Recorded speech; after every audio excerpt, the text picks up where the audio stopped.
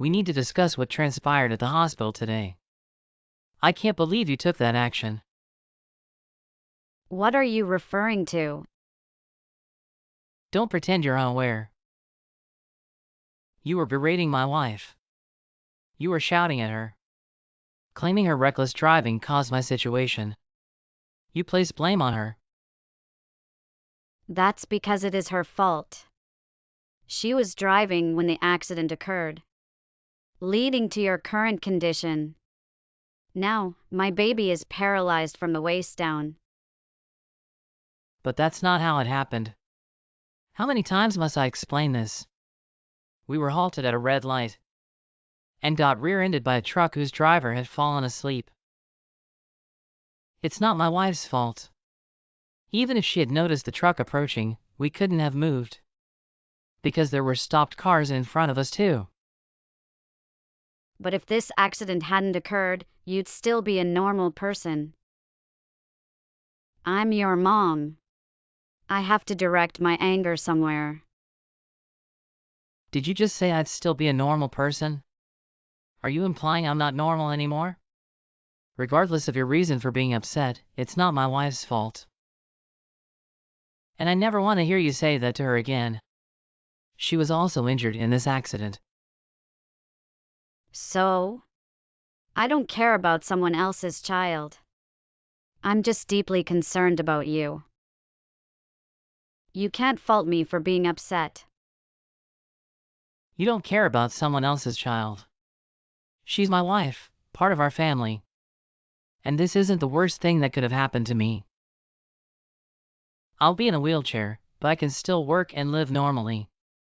So, I don't need any more worry from you than what's absolutely necessary. So, this is the gratitude I get for caring about my son? Fine. If that's what you want. James, I need to share something with you. I pondered this extensively last night, and I believe it would be in our best interest to sever all connections and cease communication indefinitely. What? Given your current paralysis, frankly, you're not capable of self-care anymore, are you? If you can't look after yourself, how will you manage to care for me in old age? Care for me? Huh? So, because I can't care for you when you're older, you want nothing to do with me anymore? Well, not just that. Even now, I lack the time and energy to attend to you in your condition. I'm too old to be responsible for anyone anymore. I appreciate your help with bills since I don't work. But don't concern yourself with me. I'll live off the inheritance from your father's passing. Having one less family member to worry about will simplify things for me. Consider my non-involvement in your current state as compensation for raising you as a child. You're fine with this, correct? You must be out of your mind. Is this what a mother says to her child after a major car accident? I can't believe you. But can you see where I'm coming from? I dedicated myself to raising you. I did everything for you, hoping you'd reciprocate when I got older. Unfortunately, that seems impossible now. A son who can't walk by himself is of no use to me. So, please, just release me. Free me from you. Fine. So, let me get this straight. You birthed and raised me just so I could care for you in your old age? And now that I can't walk, I'm worthless to you. So you want nothing to do with me? Well, it sounds harsh when you put it like that, but yes. This isn't my fault. Planning is crucial in life. I planned for my future then, and I'm planning for my future now. I thought this through. If we sever all ties, I'll be fine. I can live off my husband's inheritance. This way, you won't have to worry about looking after me when I'm older. It's a win-win. Do whatever you want. If you never want to speak to me again, that's fine by me. But if you're cutting all ties, that means never contacting me ever again. I understand. I should be telling you that. It means you shouldn't set foot in this house again trying to claim anything your dad left me. Starting tomorrow, we're no longer family. James, you visited my place today, didn't you? Why did you take my fridge and my TV? Return those items immediately. Those belong to me. I purchased them with my own money during my time there. I regret leaving them behind when I moved out. I shouldn't have kept my belongings there for so long. I apologize for that. Fortunately, the spare key was still in the decoy rock in the garden. By the way, I transferred all the food from the fridge to a cooler in the garage. I recommend consuming it before it spoils. I can't believe you. I never expected my own son to act this way. Oh, wait. You're not my son anymore. Whatever. I'm not concerned about those items. As you mentioned, they've been here for a long time. They're outdated. I'll just use some of your dad's inheritance to purchase new ones. Yeah, why not? It was only the latest model of the fridge when it was released. And a 75-inch OLED 4K TV shouldn't be too expensive. Just use some of Dad's money to get new ones. It's your money now, do whatever you want. I don't need you to tell me that. But that's precisely what I'm going to do. Don't contact me anymore. And don't attempt to enter this house again. If you do, I'll call the cops. You were the one who messaged me. James. What do you want now? You keep messaging me even though you said you never wanted us to speak again. I just have one last thing I want to say to you. What? I threw out everything that was in your old room. And I mean everything. What? Well, don't blame me. Why would I want a total stranger's things in my house? Remember, we're strangers now. Yesterday was garbage day, so I put everything out to the curb. I watched them put it all into the back of the garbage truck, too. You didn't throw out the hockey and baseball cards that were in the cardboard box, did you? If it was in your room, then yes, I did. Oh, no. Don't tell me I threw out something you really wanted, did I? I'm sorry. But it was taken to the dump yesterday, so there's no way to get it back now. So don't message me ever again. I don't want to hear from you anymore. You did a really stupid thing, Mom. Huh? Are you saying you threw out everything Dad left to you in his will? The things Dad left to me? What are you talking about? Dad's collection. I can't believe you did that. A lot of those cards are worth between $500 to $2,000 apiece. Dad had so many rare cards. The value of cards varies year by year. But I'm sure you'd have gotten at least $100,000 if you'd have sold them all. Huh? What are you talking about? You're kidding, right? Sports cards are just a kid's game, aren't they? Trading cards aren't a game. Rookie cards of popular or famous players can be worth big bucks. Why did you think Dad was collecting them and holding onto them in the first place? I think you need to check this out for yourself on the internet. See what some cards sell for. Dad had a ton of amazing cards. Did you never listen to him when he talked about them? You know I don't like sports. If it involved sports or stupid cards, I never listened to a word he said. James. I'm still waiting for you to say gotcha. You weren't kidding, were you? Those things were worth money? Wait a minute, if they were worth money, how come you didn't take them with you? Oh, I couldn't take those with me. He left those to you. He was specific about that in his will. Huh? You know, Dad was a collector. He collected everything. A lot of the stuff he collected just gets more valuable the older it gets. That's why he didn't sell anything before he died. He left you the things that would be worth the most in the future. You know, he gave me a few of the bigger, heavier antiques for me and my wife's new house.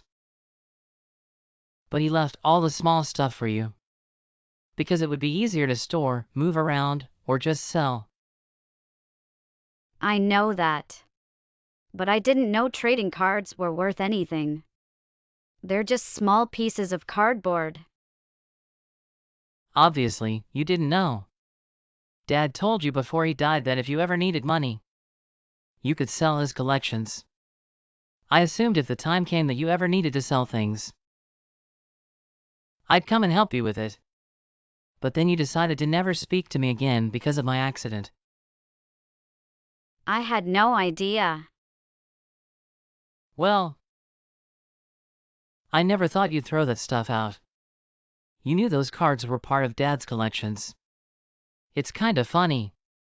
You threw me away, then you threw those cards away. They were in your old room. I thought they were yours. Mom, I moved out long ago. I live with my wife. I have everything of mine here. I have everything Dad left me in his will, too. I came back the other day to get the only things of mine that were still in the house, the fridge and the TV. Everything else in there is yours. James, please. You've got to go to the dump and try to get those cards back for me. Huh? No way. I'm in a wheelchair. I can't go there and do that. But you said they're worth over $100,000. You can probably find them if you get there right away. I can't search around a dump in a wheelchair. Besides, cards are worth money based on condition. They were probably crushed in the back of the garbage truck.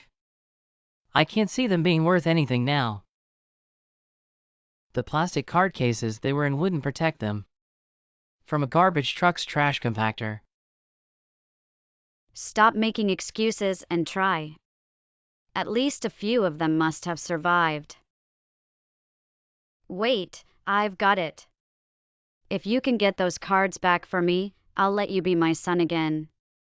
Then I'll be able to help support you again.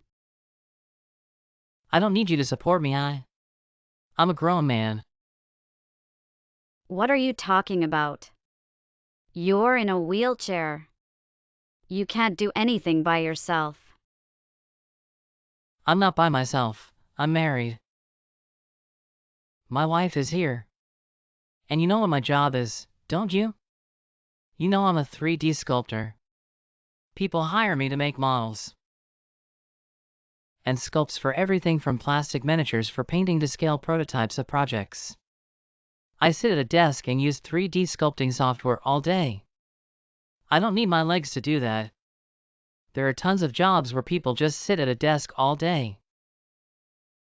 I don't know why you think people in wheelchairs can't do anything. Huh? You mean, even though you had a big accident and you can't walk anymore, your income isn't going to change? Exactly. You really don't know anything about me, do you? In fact, I'll be getting a big settlement from insurance for this accident I had. I'll probably never need to work again. But I will, because I love my job. What? You're getting money from this accident? I didn't know all that. Well, it doesn't matter to you anyway. I'm not your son anymore. James. Why are you being so cold to your mom all of a sudden? Your dad died, and you moved out.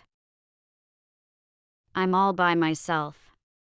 How about you and your wife come live with me? Come over for dinner tonight. Let's talk about it. No way! Do you think I'm stupid? Why are you saying that to me anyway? You're the one who wanted to cut all ties with me. James, please. Things are really tough for me. Thinking about my future now is making me really uncomfortable. I'm not surprised. I assumed it would. That's why I put the cards in a spot you'd easily see them in case you wanted to sell them. You were the one who went on a rampage and wanted to destroy anything you thought was mine. Honestly, I don't even feel sorry for you anymore. I've got it. How about you give me all the antiques that Dad left to you? I don't care if they're big and heavy. Why would I do that? Dad left those things to me and my wife.